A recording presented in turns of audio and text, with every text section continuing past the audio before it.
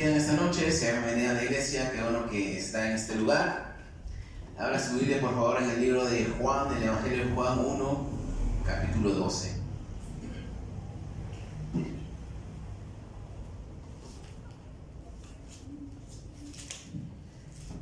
Le doy gracias a Dios por la oportunidad que me da una vez más de estar aquí enfrente de usted, predicar su palabra, y le doy gracias a mi pastor Héctor Rivera por la confianza y por la oportunidad también. Y en esta noche pues también le doy gracias a ustedes por haber venido a este lugar. Así que vamos a gozarnos en esta noche con la palabra de Dios. La verdad que estoy muy agradecido con Dios porque su gracia es infinita hacia cada uno de nosotros, y lo hablo en forma personal. La gracia de Dios es grande, a pesar de que a veces fallamos, a pesar de que a veces hacemos muchas cosas que no agradan a Dios. Dios aún nos sigue amando y nos tiene en este lugar. Así que yo quiero predicar un sermón que le he titulado a manera de pregunta: ¿cómo ser hijos de Dios? Hay muchos dichos que generalizan muchas cosas. Por ejemplo, hay uno que dice: todos los caminos llevan a Roma. Hay otro que dice: todas las religiones nos llevan a Dios. Y hay otro más común y más popular que quizás lo hemos dicho también, que dice: todos somos hijos de Dios. Pero esto no es cierto. ¿Cuánto lo creen? Amén. La realidad de que no todos somos hijos de Dios, porque no todos hemos sido redimidos, ni transformados, ni perdonados por Jesucristo. Todos hemos sido creados por Él, pero el pecado nos aleja de Dios y nos separa, y si no hemos confesado nuestros pecados delante de Dios, entonces no podemos ser hijos suyos. Y la gente aún sigue rechazando a Jesús como el Hijo de Dios, como aquel que es el único que puede salvarnos. La gente aún lo sigue rechazando y lo seguirá rechazando mientras sigue existiendo este mundo. Y el sermón se llama ¿cómo ser hijos de Dios? Vamos a leer el texto principal, Juan 1:12. ¿Cuánto lo tienen? Amén. Dice de la siguiente manera: mas a todos los que le recibieron, a los que creen en su nombre, les dio potestad de ser hechos hijos de Dios. Vamos a orar en esta noche. Te damos gracias, Señor, porque a través de Jesucristo tú nos has perdonado, tú nos has dado la vida eterna, Señor, nos has redimido, y ahora tenemos, Señor, como lo dice tu palabra, la potestad de ser hijos tuyos, Señor, en esta noche. Te doy la gloria y te doy las gracias, Señor, por esta oportunidad. Te pido que sea tu Espíritu Santo, Señor, guiando, Señor, este sermón, mi Señor, y tocando cada corazón. Abre nuestro entendimiento, abre nuestra mente, nuestro corazón, mi Señor, para recibir tu palabra. En el nombre de Jesús te doy gracias, y la iglesia dice un fuerte amén. Amén. ¿Cómo ser hijos de Dios? Y en primer lugar quiero ver el verbo hecho carne. La palabra verbo en el diccionario secular significa clase de palabra con la que se expresan acciones, procesos, estados o existencia que afecta a las personas o las cosas. Tienen variación de tiempo, aspecto, modo, voz, número y persona, y funciona como núcleo del predicado. Y en el diccionario bíblico, verbo en griego es logos, que significa palabra o mensaje. Y me llama mucho la atención en el diccionario Togi, que lo traduce, la palabra verbo, que significa logos, lo traduce de manera ajuste de cuentas o ponlo a mi cuenta. Y esto es muy interesante porque la Biblia dice en Isaías 1:18: venid pronto a mí, dice Jehová, y estemos a cuenta. A través de Jesucristo nosotros podemos estar a cuentas con Dios, porque Él puede perdonar nuestros pecados, Él puede redimirnos, Él puede borrar todo nuestro pasado pecaminoso y darnos una nueva vida en Cristo Jesús. ¿Cuánto lo creen? Por eso el diccionario Togi lo traduce ajuste de cuentas, o como quien dice, el Señor dice: ponlo a mi cuenta, no hay problema. Vamos a leer el contexto de nuestro texto principal. Juan 1, del 1 al 5 dice: en el principio era el verbo, y el verbo era con Dios, y el verbo era Dios.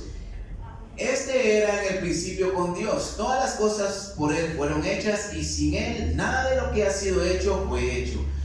En Él estaba la vida, y la vida era la luz de los hombres. La luz en las tinieblas resplandece, y las tinieblas no prevalecieron contra ella, contra aquella luz. El verbo es Jesús. La Biblia dice que desde el principio Él era el verbo, Él es el verbo, y el verbo estaba con Dios y el verbo era Dios. Sabemos de que Dios es el Padre, es el Hijo y el Espíritu Santo. Servimos a un Dios trino. 3 en 1, es la misma persona, pero por decirlo así, se puede manifestar de 3 diferentes formas, a través del Padre, del Hijo y del Espíritu Santo. Ahora, el Evangelio de Juan enfatiza la preexistencia de Jesús, por quien todas las cosas fueron hechas. La Biblia dice que de todo lo que ha sido hecho, sin Él nada hubiera sido hecho. El universo, las galaxias, los sistemas solares, nuestro mundo, incluyéndonos usted y yo, fuimos creados por Él y para Él. Todo lo existente ha sido creación suya. Él es el alfa y la omega, el principio y el fin. Vamos a leerlo en Apocalipsis 1:8. Vayámonos al final de la Biblia, Apocalipsis 1:8.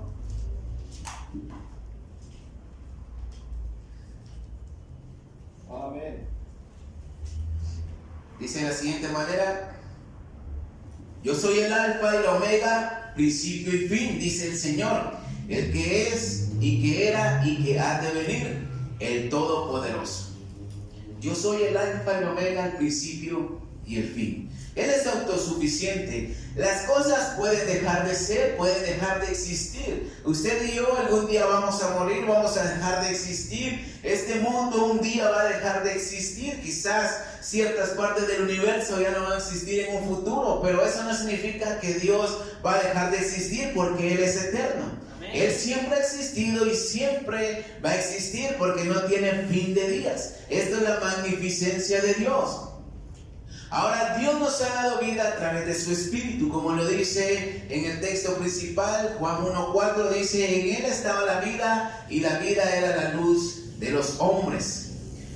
Ahora, de los 4 evangelios que están en la Biblia, Juan es el único que se enfatiza más en Jesús, en lo que significa Jesús y lo que debe significarse, o lo que debe significar para cada uno de nosotros.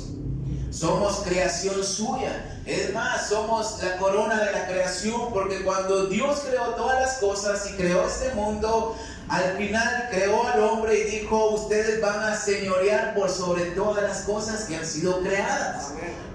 Para que señoreásemos, y aún hemos sido hechos más que los ángeles. Estamos hechos a su imagen y semejanza. Esto es un gran privilegio. ¿Cuántos dicen amén? Juan el apóstol era el más apegado a Jesús.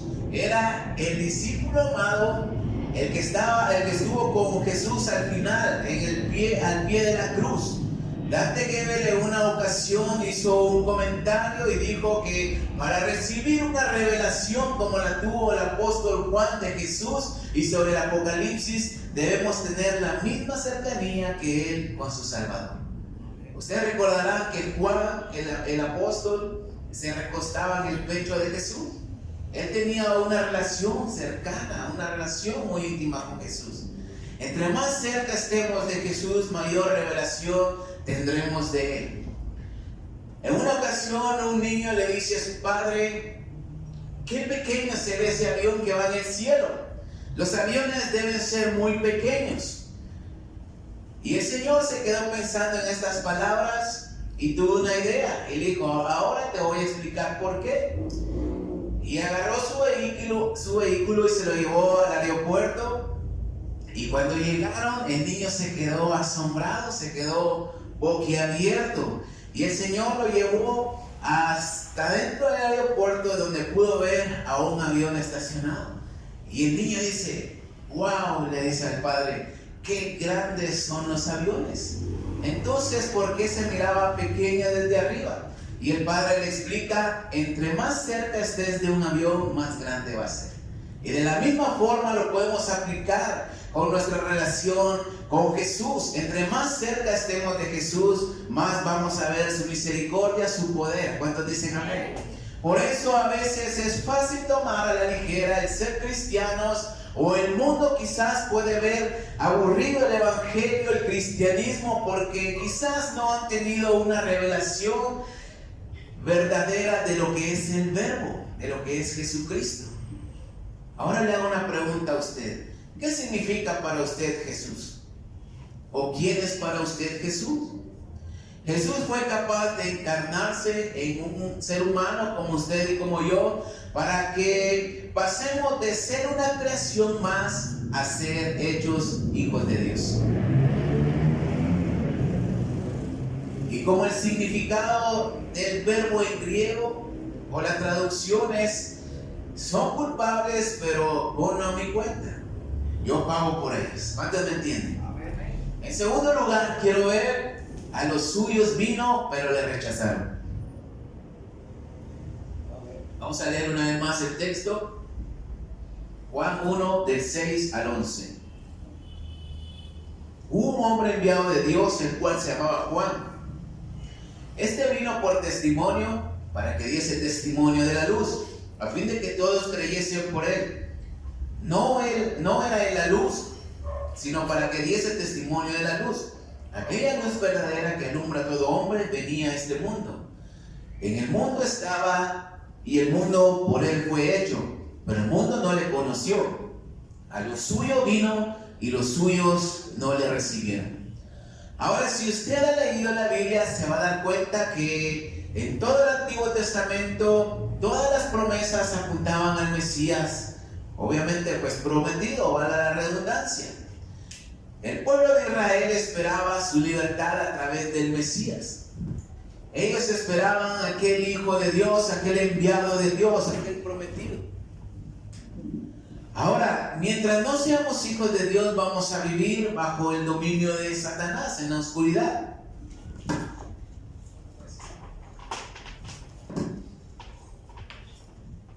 Y eso era lo que pasaba en aquellos días, en el tiempo intertestamentario.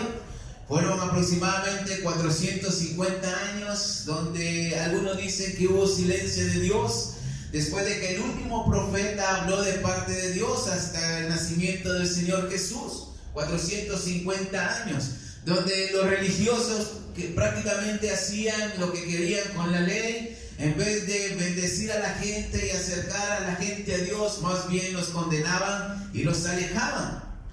Jesús es el Hijo de Dios, concebido por el Espíritu Santo en el vientre de María.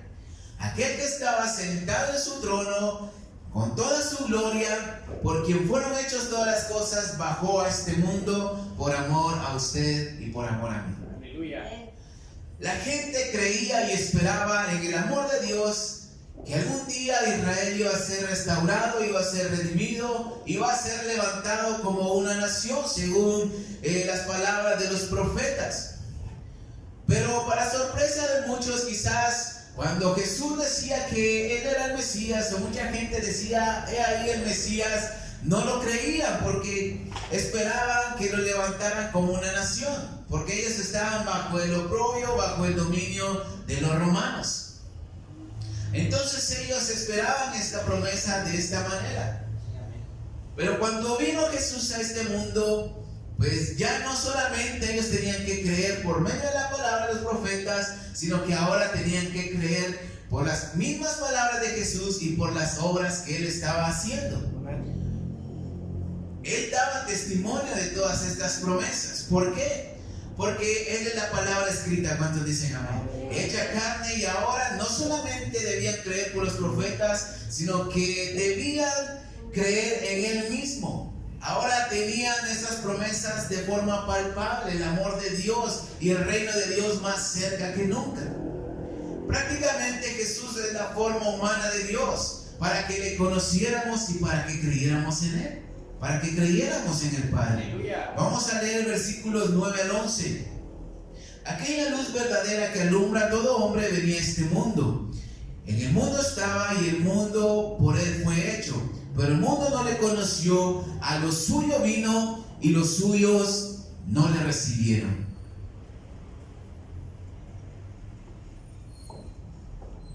A lo suyo vino, pero ellos no le recibieron, lo rechazaron, no creyeron en Él como el Hijo de Dios encarnado.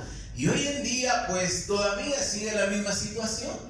Israel no cree en Jesús como el Hijo de Dios, como el Mesías. Ellos aún siguen esperando a su Salvador. para que los redima, para que los liberte, para que los levante como aquella nación que siempre han querido ser. Quizás ellos esperaban que Jesús fuera un gobernante que los sacara del oprobio de los romanos. Pero su misión no era levantar físicamente a Israel, sino que la intención de Jesús o la misión de Jesús era reconciliarnos con Dios. ¿Cuántos dicen amén? Amén. Jesús pudo haber levantado a Israel como nación en ese tiempo, pero quizás ellos seguirían como siguen el día de hoy bajo la ley, pero sin esperanza. Igual nosotros estaríamos sin esperanza, pero el enemigo siempre ha estado al acecho y se encargó de torcer la relación entre la gente y Dios. Por eso tanto fariseo religioso que había en ese tiempo rechazaron al Hijo de Dios, al Mesías, no lo aceptaron como el Hijo de Dios. Hoy en día nosotros no somos diferentes. Mucha gente no cree en Jesús como el Hijo de Dios, como su Salvador personal, su Redentor. Sabemos a ciencia cierta que el mundo aún le sigue rechazando, y esto es normal. ¿Por qué? Porque no han tenido un encuentro personal con Cristo Jesús. Pero lo triste muchas veces es que aún estando en la iglesia o viniendo en la iglesia, sigamos rechazando a Jesucristo. Jesús viene por usted y por mí, ¿cuánto lo creen? Aquel que es creador de todo, entonces ¿por qué seguir rechazándolos, seguir siendo indiferentes? Recordemos que en el Verbo está la vida, y solo en Jesús podemos tener vida eterna y estar en el cielo. Quizás vengamos a la iglesia, pero aún no hemos tenido un encuentro real con Jesucristo. Quizás aún no lo hemos experimentado.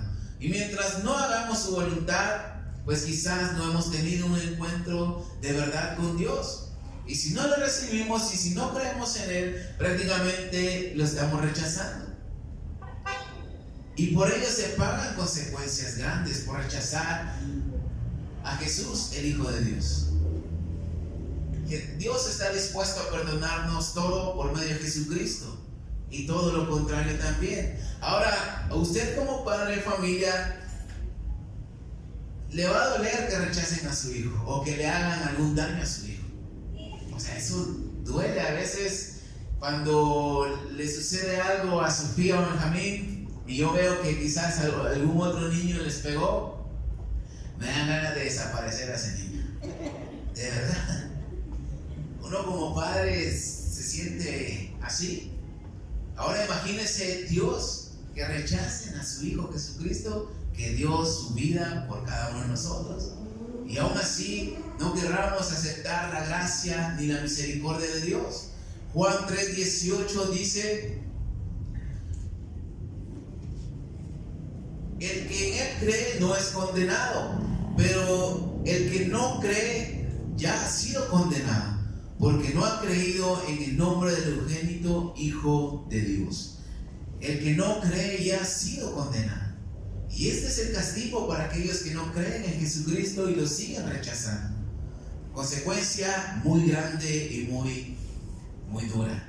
En tercer lugar, quiero ver, para terminar, el beneficio de creer en Jesús. Vamos a leer una vez más el texto principal, Juan 1:12 al 18. Mas a todos los que le recibieron, a los que creen en su nombre, le dio potestad de ser hechos hijos de Dios, los cuales no son engendrados de sangre, ni de voluntad de carne, ni de voluntad de varón, sino de Dios. Y aquel Verbo fue hecho carne y habitó entre nosotros, y vimos su gloria, gloria como del unigénito del Padre, lleno de gracia y de verdad. Juan dio testimonio de él, y clamó diciendo: este es de quien yo decía, el que viene después de mí es antes de mí, porque era primero que yo. Porque de su plenitud tomamos todos, y gracia sobre gracia. Pues la ley por medio de Moisés fue dada, pero la gracia y la verdad vinieron por medio de Jesucristo. A Dios nadie le vio jamás, y el unigénito Hijo, el que está en el seno del Padre, Él le ha dado a conocer. El beneficio más grande que podemos recibir al creer en Jesús es ser hechos hijos de Dios. Y usted sabe que un hijo tiene todos los derechos. Usted como padre sabe que un hijo tiene todos los derechos que uno como papá tiene que darle. Ya no solamente seremos una creación de Dios, sino que seremos hechos hijos suyos. Tengo un compañero en el trabajo que lo molestamos con nuestro jefe, con nuestro patrón. Le decimos que él es hijo de él y se enoja, porque a veces tiene ciertos beneficios que no tenemos los demás compañeros de trabajo. Entonces siempre le decimos que él es su papá y le decimos: deberías de estar orgulloso de tener un papá que te da todo. Y él se enoja porque no le gusta que le digamos que él es su papá, pero así lo molestamos.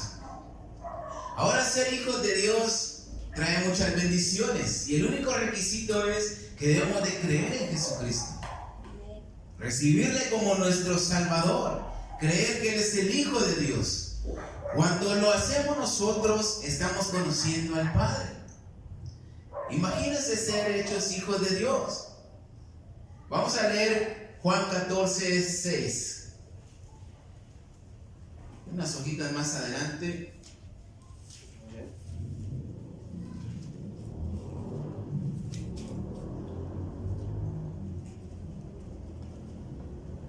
Juan 14:6 al 14. Jesús le dijo: yo soy el camino, la verdad y la vida. Nadie viene al Padre sino por mí. Si me conocieseis, también a mi Padre conoceríais, y desde ahora le conocéis y le habéis visto. Felipe dijo: Señor, muéstranos el Padre y nos basta. Jesús le dijo: ¿tanto tiempo hace que estoy con vosotros y no has conocido, Felipe? ¿Y no me has conocido, Felipe? El que me ha visto a mí, ha visto al Padre. ¿Cómo pues dices tú: muéstranos el Padre? ¿No crees que yo soy en el Padre y el Padre en mí? Las palabras que yo os hablo no las hablo por mi propia cuenta, sino que el Padre que mora en mí, Él hace las obras. Creedme que yo soy en el Padre y el Padre en mí. De otra manera, creedme por las mismas obras. De cierto os digo que el que en mí cree en las obras que yo hago, y Él las hará también, y aún mayores hará, porque yo voy al Padre, y todo lo que pidieres al Padre en mi nombre lo haré, para que el Padre sea glorificado en el Hijo. Si algo pidieres en mi nombre, yo lo haré. Ahora, Dios se dio a conocer al mundo por medio de Jesucristo. Si Dios entregó a su Hijo por nosotros, como dice el libro de Romanos, ¿cómo no también nos dará con Él todas las cosas? Por eso el mundo y todos los que rechazan a Jesús no pueden ser hijos de Dios, solamente una creación más. Ahora le pregunto: ¿usted es un hijo de Dios o es una creación de Dios? Es un gran privilegio, mis hermanos, ser hechos hijos de Dios, ya que los suyos le han rechazado, pero nosotros tenemos la oportunidad, el privilegio de ser hijos de Dios. Ahora, la Biblia dice que tenemos la potestad, o se nos ha dado la potestad de ser hechos hijos de Dios, y la palabra potestad en griego es exousia, que significa autoridad, derecho, que se traduce en libertad. Denota en primer lugar la libertad de actuar, y a continuación la autoridad para actuar. Esto es ante todo cierto de Dios. Lo ejerció el Hijo de Dios como viviendo del Padre y juntamente con Él, cuando el Señor anduvo en su ministerio en sus días en su carne, así como en la resurrección. De igual manera, nosotros tenemos esa libertad para actuar de parte del Padre. Esto significa potestad, tener la autoridad y el derecho. Como dijo Jesús: las cosas que yo hago, ustedes las pueden hacer y aún mayores. Entonces, cuando somos hijos de Dios, tenemos esta libertad de actuar y de ejercer las mismas cosas que Jesús hizo. ¿Cuánto lo creen? Amén. Entonces ya no estamos bajo el dominio de Satanás ni de las tinieblas, sino que tenemos libertad en Cristo Jesús, y ahora tenemos el derecho de ser llamados hijos de Dios y hacer su voluntad. Por ejemplo, cuando alguien está enfermo, podemos orar por él y él va a sanar. ¿Cuántos lo creen? Podemos orar por milagros, podemos apelar a las promesas de Dios. Tenemos derecho a muchas bendiciones cuando somos hijos de Dios. Un hijo de Dios hace su voluntad y obedece su palabra. Y no solamente esto, sino que aparte vamos a tener el perdón de nuestros pecados, vamos a tener la salvación de nuestra alma, vida eterna, vamos a tener paz que sobrepasa todo entendimiento ante cualquier problema o necesidad que hay en medio del mundo, y vamos a ver cómo nuestras necesidades se suplen, porque Dios es así. Dios es misericordioso y Dios es lleno de amor. Pero esto dependerá de qué tan cerca estemos de Jesús. Juan escribió bajo la inspiración del Espíritu Santo porque también él tenía una relación íntima con Jesús. Fue inspirado por el Espíritu Santo, pero también él sabía quién era Jesús. Un hijo de Dios, pues se echa de ver. ¿Cuántos dicen amén? Vive de forma diferente quizás y bendecida. No solamente se trata de decir todos somos hijos de Dios, porque no todos somos hijos de Dios. Para eso es necesario tener a Jesucristo en el corazón. Para eso es necesario haber sido perdonados por Jesucristo, creer en Él como el Hijo de Dios, y esto traerá muchas bendiciones que no nos imaginamos. Juan 1:12 una vez más dice: mas a todos los que le recibieron, que nos incluye a cada uno de nosotros, a los que creen en su nombre, le dio potestad de ser hechos hijos de Dios. Juan 3:36. El que cree en el Hijo tiene la vida eterna, pero el que rehúsa creer en el Hijo no verá la vida, sino que la ira de Dios está sobre él. El que cree en el Hijo tiene la vida eterna, pero el que rehúsa creer en el Hijo de Dios no verá la vida, sino que solamente la ira de Dios. Esto es algo peligroso. ¿Cuántos dicen amén? Amén. A manera de conclusión en esta noche, el Verbo hecho carne, aquel que desde el principio ha existido y nunca dejará de existir, nos ha mostrado el amor de Dios de forma personal al venir a este mundo. Y si le recibimos, nos da la autoridad, nos da el derecho de ser llamados hijos suyos. Dios nos ha amado tanto que fue capaz de dar a su Hijo para reconciliarnos consigo mismo. Ahora, ¿por qué seguir rechazándolo? ¿Por qué seguir siendo indiferentes ante la gracia de Dios, ante la misericordia de Dios? No seamos parte de los que dicen que le rechazaron. Jesús es la máxima expresión de amor que Dios nos ha podido dar. Vamos a leer Juan 1 del 11 al 12 una vez más. A los suyos vino y los suyos no le recibieron, mas a todos los que le recibieron, a los que creen en su nombre, le dio potestad de ser hechos hijos de Dios. Den un fuerte aplauso a Cristo en esta noche.